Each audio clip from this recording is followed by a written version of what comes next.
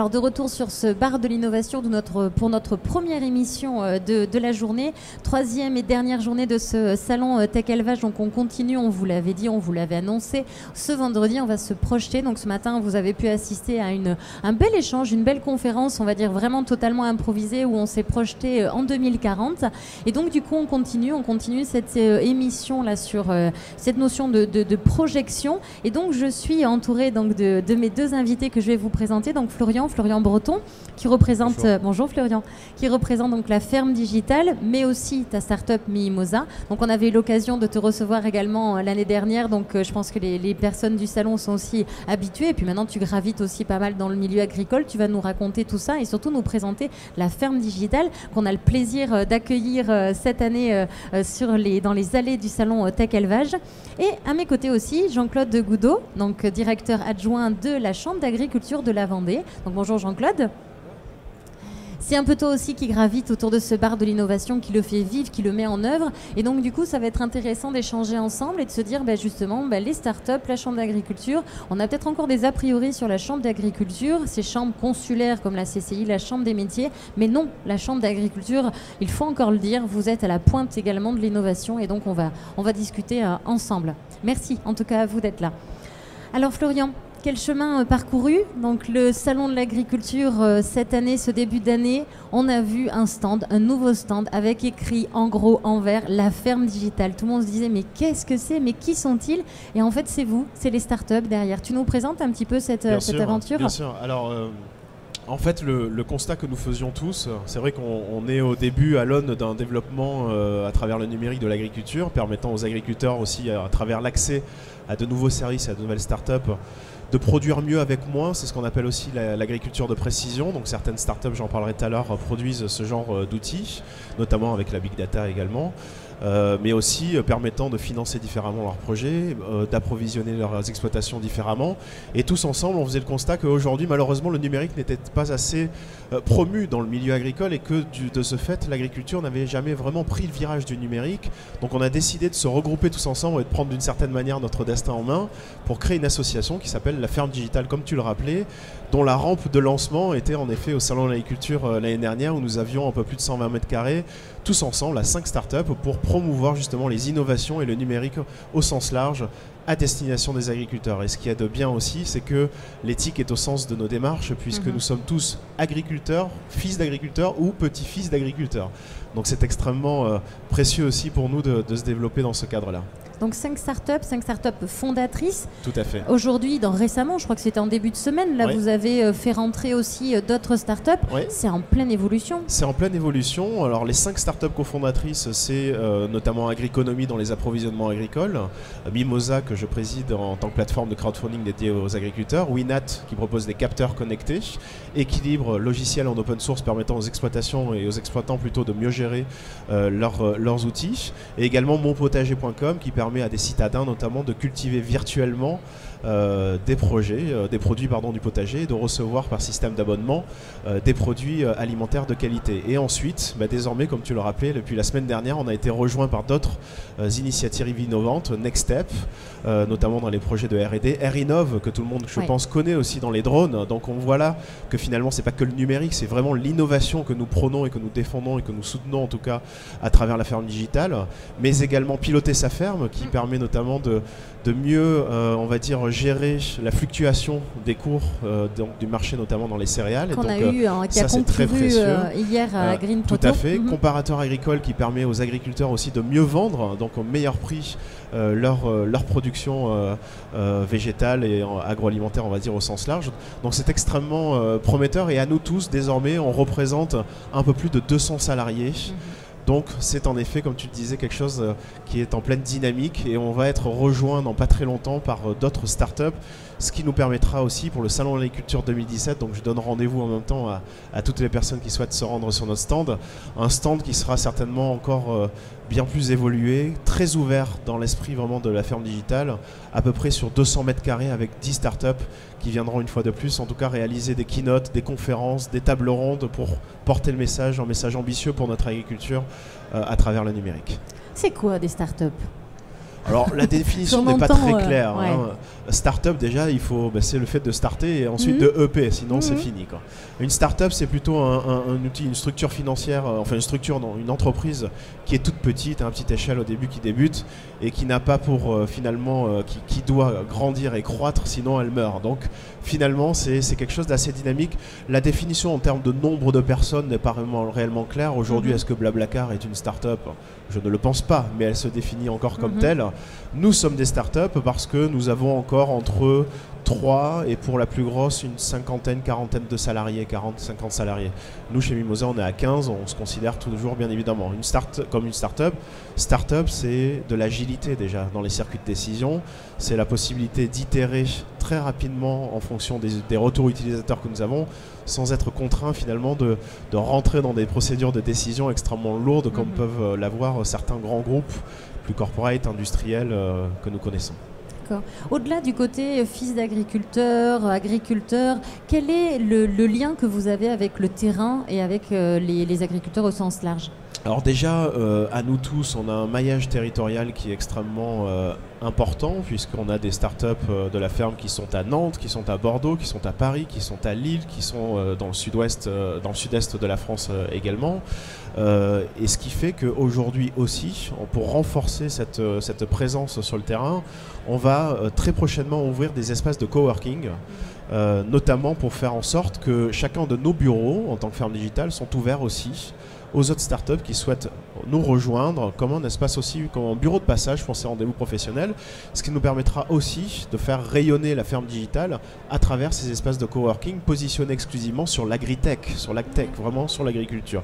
Et de faire rayonner aussi la ferme digitale auprès d'un écosystème de partenaires que nous mutualisons entre nous, notamment le réseau des chambres d'agriculture, les syndicats agricoles, les organisations professionnelles au sens large, les collectivités territoriales, puisque le rôle du politique et du service public va prendre toute son importance aussi dans notre démarche, et le but ultime étant de créer aussi des synergies entre les startups qui adhèrent et intègrent cette dynamique. Typiquement, nous, Mimosa, on pourrait très bien être acteurs du financement de certaines startups qui sont confrontées à ce problème de financement. Un viticulteur qui souhaite acquérir typiquement un drone sera confronté à un problème de financement. Pourquoi pas aussi derrière passer par Mimosa pour réaliser son plan de financement. Donc c'est en ce sens aussi que la dynamique s'installera. Et c'est aussi pour ça que vous avez mis en place la ferme digitale aussi, pour que les outils, les compétences des uns et des autres puissent servir et tout ça. Et puis en termes aussi de présence, parce que c'est vrai que comme tu disais, start-up ça va de 3 à 50, mais aussi en termes de coûts, pour que vous soyez visible partout. Tout le monde tout seul, vous ne pouvez pas peut-être avoir un emplacement, des choses comme ça, et à travers la ferme digitale, du coup vous êtes plus fort également. Quelle vision tu as de la Chambre d'agriculture ? Personnellement, une très bonne, puisque ça fait les chambres d'agriculture font partie des premiers partenaires de Mimosa. Donc c'est vrai qu'initialement, on avait réalisé une convention de partenariat avec la PCA au niveau national, que nous déclinons ensuite vraiment opérationnellement avec l'ensemble des départements et des régions de France, puisque nous sensibilisons, nous formons aussi les conseillers agri à cette nouvelle démarche. Alors, initialement plutôt Mimosa, le financement participatif, mais plus largement, on le souhaite aussi sur le numérique et les nouveaux services que nous pourrions ensemble apporter aux oreilles des agriculteurs afin de leur permettre aussi de mieux gérer leur exploitation et de transférer aussi la valeur et les gains de productivité vers eux. Donc ça, c'est très important. Donc plutôt très bon. Après, c'est vrai qu'on est des startups et qu'on va peut-être très vite et on les stimule beaucoup et qu'ils sont très sollicités par ailleurs. Mais c'est enrichissant parce que je pense qu'on apprend en même temps l'un de l'autre. Pour Mimosa, c'est en tout cas important de travailler les champs parce que ce sont des professionnels qui peuvent aussi nous rediriger des porteurs de projets qui sont jugés par ces professionnels comme étant des projets d'avenir, viables. Et ça, c'est important et précieux pour nous d'avoir un tiers de confiance professionnel. Après, derrière, nous aussi, on les sensibilise et on les forme sur des méthodes plus agiles de prise de décision. Et c'est en tout cas le souhait aussi de la ferme digitale de s'inscrire dans l'univers des organisations professionnelles agricoles françaises et de ne pas être en rupture et et avancer de notre côté. Jean-Claude, tu te retrouves justement ? Il vous booste à la chambre ? Oui, absolument. Ouais. On a besoin de partenaires qui nous aident à mieux nous inscrire pour préparer le futur. Donc l'écoute des besoins, les petits signes avant-coureurs, ce que j'appelle moi les idées folles, ça vient du fait qu'on est entré en contact avec des startups, qu'on les voit fonctionner. Et c'est ce qui nous permet par exemple de développer des concours comme un Green Startup et d'y engager des équipes de la Chambre. Donc on est vraiment en train de rentrer dans cet univers-là, ce qui n'était pas vraiment notre tasse de thé il y a encore 5 ans. Et la dernière mandature des chambres a inscrit l'innovation comme un des axes stratégiques des chambres. Alors l'innovation, pas que numérique évidemment, mais forcément numérique. Et du coup, Hervé Pillot nous a largement boosté lui aussi pour qu'on avance sur ces chantiers-là. Donc il y a même des groupes, c'est ça, des groupes de salariés chambres qui aujourd'hui sont constitués pour travailler. Ouais. Et en fait, il y a 2 manières de regarder la start-up. On peut la voir comme un concurrent qui va hacker nos propres propositions. Et donc, se dire qu'il faut lutter contre, il faut protéger notre précaré. Et une autre stratégie qui consiste à dire que c'est une opportunité de travailler ensemble, de comprendre où sont nos faiblesses, nos forces, de créer des alliances. Et alors c'est cette voie-là qu'on a choisie, c'est celle-ci.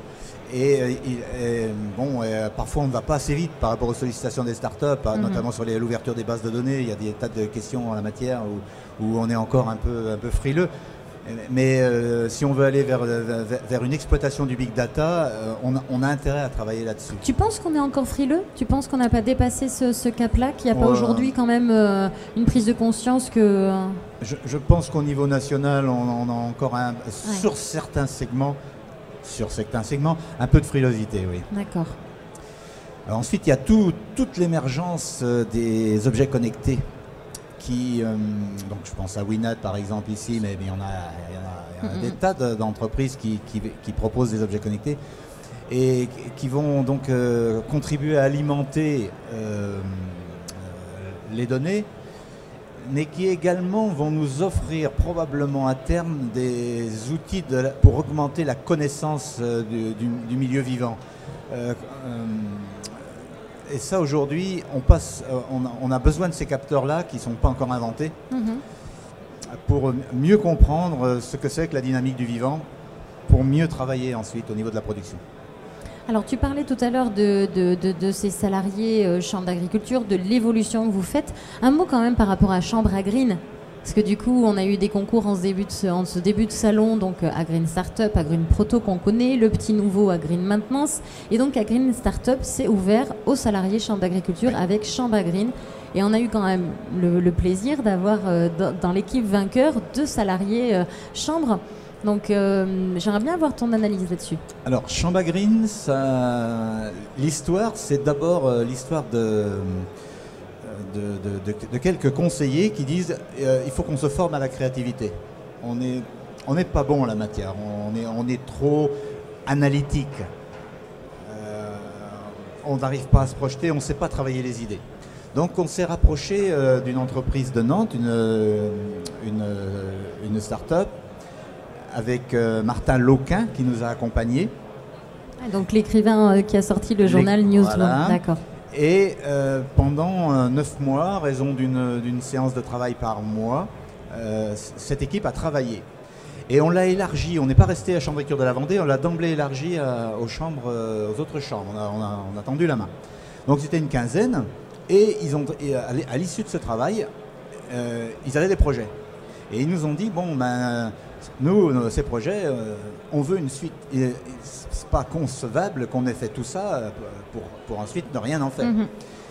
Alors avec Hervé, on a réfléchi un peu, et Sophie Juin, et puis on est arrivé sur cette idée que peut-être nous pouvions ouvrir un concours spécifique aux chambres pour travailler les idées, et puis du coup faire partager ce projet avec d'autres chambres.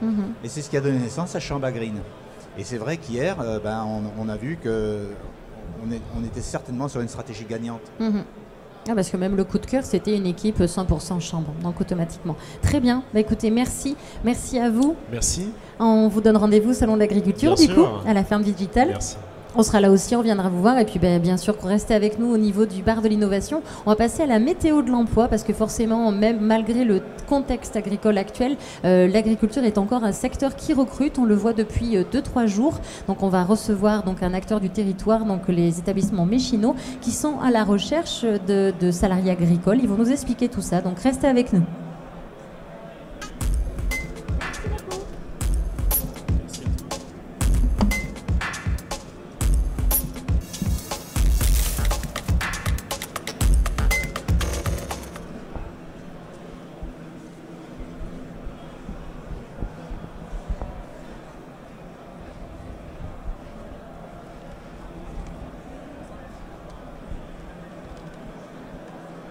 Très bien, donc comme je vous le disais, de retour. Bonjour Madame Méchino. Bonjour.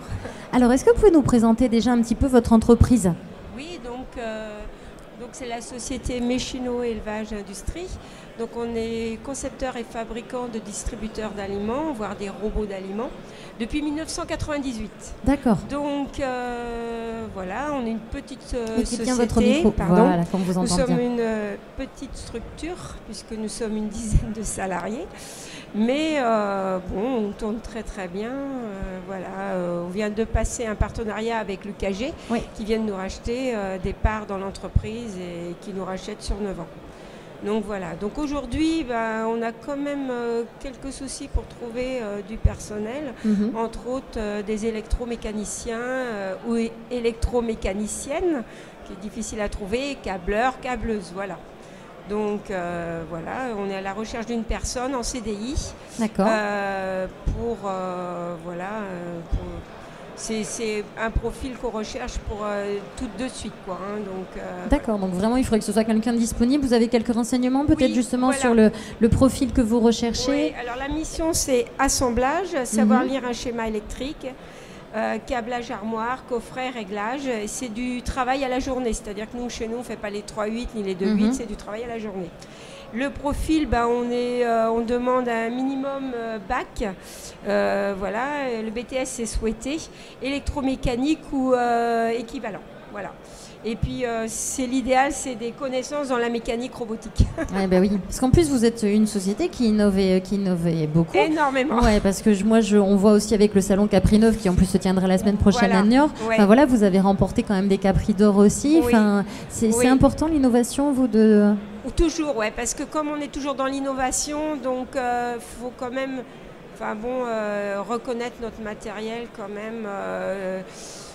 C'est pas que pour nous non plus, donc il faut le faire fructifier un petit peu pour les autres, quoi, hein, c'est normal. Hein. Enfin, nous, c'est vrai que notre objectif, ça a été au départ beaucoup le caprin. On a énormément évolué avec eux, l'ovin aujourd'hui, et puis maintenant le bovin avec l'UKG, quoi. Hein. Donc le nouveau robot sera présenté à Caprinov la semaine prochaine. Donc, il arrive de Eurotiers. Voilà. D'accord, très bien. Voilà, donc mardi et mercredi prochain. Alors mardi c'est plus les visites et mercredi et jeudi donc le salon au parc exposition de Niort Capri-Nord. Très bien. Si quelqu'un est intéressé du coup par ce poste, comment est-ce que je peux rentrer en contact avec vous? Vous pouvez m'appeler directement à l'entreprise. Hein, d'accord, tout simplement. Vous demandez ma Méchino, hein, aucun problème. Vous avez un site internet peut-être? Oui, tout à fait. D'accord, également un site internet. Oui, méchino-élevage.com. D'accord, très bien. Écoutez, le message est passé. Donc si vous êtes à la recherche d'un emploi, donc n'hésitez pas à vous rapprocher des établissements Méchino. Et puis nous, on va continuer cette émission avec un focus sur la conférence du jour, plus en lien avec les tests génomiques. À tout de suite. Merci.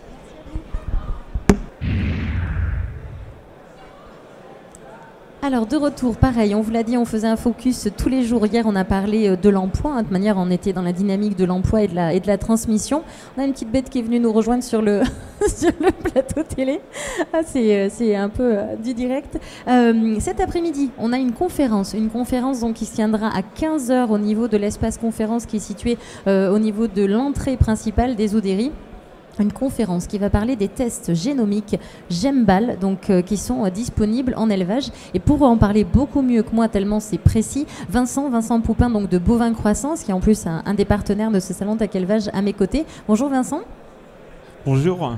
Alors dis-moi, est-ce que tu peux me présenter donc cette conférence et notamment Gembal dont tu vas exposer cet après-midi? Alors on va être sur quelque chose qui est évidemment très technique parce que c'est autour des évaluations génomiques en troupeaux allaitants. Alors derrière des évaluations génomiques, on se dit mais qu'est-ce qu'il va y avoir derrière? En fin de compte, le principe c'est que jusqu'à aujourd'hui, les évaluations génétiques qu'on avait en troupeaux allaitants, c'est qu'on mesure des données sur des animaux et ça nous permet d'évaluer la génétique de ces animaux et donc de se dire que tel ou tel taureau ou telle vache ou tel génisse va transmettre tel patrimoine génétique à sa descendance. Et donc c'est ça le principe des évaluations génétiques, ça nous aide à décider, à choisir et donc à avancer en fonction des objectifs de l'éleveur et de sa politique de sélection dans son cheptel. En quoi les évaluations génomiques sont différentes? En fin de compte, ici on va pouvoir aller à partir d'une prise de sang ou de poils, à partir du moment où on a de l'ADN d'un animal, on va pouvoir aller lire sur le génome cette génétique et donc on va se rapprocher, ou on essaye de vouloir se rapprocher de cette vraie valeur génétique pour se dire effectivement cet animal il va plutôt transmettre ça à sa descendance. Donc c'est vraiment une petite révolution ou je dirais même plus une grosse révolution parce que autant on en a toujours rêvé et on y arrive. Alors évidemment puis même concrètement comme pour les agriculteurs, eux ça va être une précision, ça va leur faire des gains de coûts, économie, gain de temps. Alors évidemment, quand on l'annonce comme ça, ça peut sembler idyllique. Par contre, on s'aperçoit que c'est des techniques qui sont nouvelles, qui demandent à se préciser avec le temps. Et donc notamment en cheptel laitier, c'est déjà en place depuis 2008, avec une certaine précision. En troupeau allaitant, ayant moins d'élevage en contrôle de performance officiel, on arrive avec des tests que pour 3 races, en race charolaise, limousine et blonde d'Aquitaine, et avec une précision qui est nettement inférieure à ce qui se fait en troupeau laitier. Donc l'outil demande à se parfaire avec le temps et donc cette petite révolution qui est annoncée arrive peut-être plus doucement qu'on l'aurait pensé. N'empêche que l'outil contrôle de performance qu'on connaît jusqu'à aujourd'hui et avec de l'évaluation génomique, ces deux outils, moi je pense qu'ils vont être complémentaires. Ils vont permettre d'aider à des éleveurs d'avoir de la formation plus tôt. Par contre, moins précise que sur du contrôle de performance, mais il va falloir justement mixer ces choses-là entre des informations très précises par du contrôle de performance et puis des informations un petit peu moins précises par de l'évaluation génomique, mais qu'on aura plus tôt. Et donc, l'accumulation de ces deux informations doit permettre à des éleveurs de gagner encore du temps et effectivement de les aider dans leur futur choix de renouvellement. D'accord, et là, éleveurs laitiers et éleveurs allaitants aussi. Alors, moi je parle, les évaluations Gembal, elles sont avant tout pour les éleveurs allaitants. Les éleveurs laitiers, je dirais que la révolution génomique est déjà derrière eux, parce que c'est déjà quelque chose qui est ancré, puisqu'on trouve beaucoup d'élevage en contrôle laitier, et donc de fait, on a une précision qui est tout autre qu'en troupeau allaitant, où c'est beaucoup plus relatif. La dynamique est différente, donc en gros, là on est vraiment qu'au début, alors en fait, par rapport à... En troupeau allaitant, on est vraiment qu'au début, mais notamment on démarre par 3 races, donc on espère que demain les chercheurs de l'INRA vont pouvoir continuer à avancer pour qu'on puisse proposer des tests génomiques à d'autres races, notamment dans l'Ouest à la race partenaise, éventuellement à la race rouge des prés. Et voilà, les choses n'en sont qu'au début, mais donc on va présenter ça cet après-midi dans cette conférence pour faire voir un petit peu les intérêts, parce que bien sûr ces nouvelles techniques vont avoir un coût et comment l'éleveur peut les utiliser et les amortir dans son cheptel. Tout à fait. Bon, très bien. Merci beaucoup Vincent. Je rappelle, donc la conférence, elle a lieu cet après-midi dans l'espace conférence au niveau de l'entrée principale des Oudéries à 15h. Elle est très courte en plus, c'est vraiment 45 minutes. Si vous êtes éleveur allaitant, que vous soyez sur le salon Tech Élevage ou alors justement chez vous en train de regarder l'émission, vous avez encore tout à fait le temps de venir nous rejoindre et de pouvoir assister à cette conférence qui vous est proposée par Bovin Croissance. Merci beaucoup Vincent. Merci à toi. Bon après-midi, bonne continuation, bon salon parce qu'on a encore toute l'après-midi ensemble et puis c'est pareil, nous on va continuer, on va faire une petite pause et puis on va se retrouver en début d'après-midi pour de nouvelles émissions. On va encore se projeter parce que du coup on va avoir un autre groupe qui va revenir pour parler de l'agriculture en 2040. Merci de nous avoir suivis, à très bientôt.